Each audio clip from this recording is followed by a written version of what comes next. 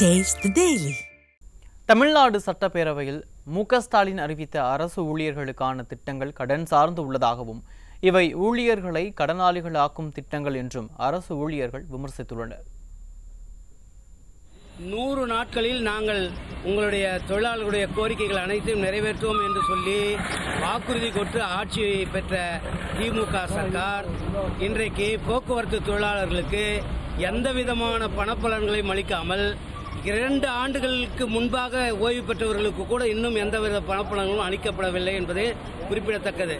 அதே போல தொழிலாளர்களுக்கு கடந்த செட்டில்மெண்ட்னு பார்க்கும்போது 28 மாத அரியர்ஸும் போச்சு. 2 நாளைக்கு முன்னாடி பார்த்தோம்னா ஸ்டாலின் அவர்கள் 9 அறிக்கைகளை வெளியிட்டிருக்கிறார். இதெல்லாம் தேர்தல் அறிக்கையிலேயே சொல்லப்பட்டது.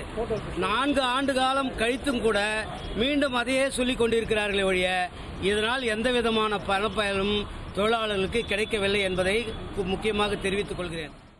பணியாளர் ஆசிரியர்களுடைய நீண்டகால கோரிக்கை பழைய பென்ஷன் திட்டத்தை அமல்படுத்த வேண்டும் என்பதும் திமுக அரசு தேர்தல் கால வாக்குறுதியாக அளிக்கப்பட்ட வாக்குறுதி 7 மாநிலங்களில் நிறைவேற்றப்பட்ட பிறகும் தமிழ்நாடு அரசு அதை நிறைவேற்றாமல் பரிசீலனை செய்து அந்த அடிப்படையில் பழைய பென்ஷன் திட்டத்தை அமல்படுத்தலாமா வேண்டாமா என்று குழு போட்டிருப்பதை தமிழ்நாடு துவக்கப்பள்ளி ஆசிரியர் சங்கம் எதிர்க்கிறது, வருத்தத்தை பதிவு செய்கிறது.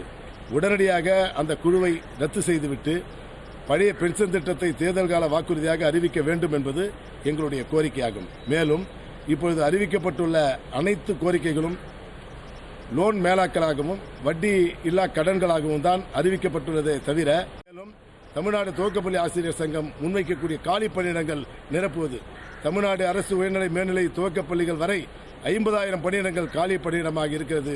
அந்த காலி பணியிடங்கள் நிரப்புவது சம்பந்தமான அறிவிப்பு எதுவுமே கிடையாது.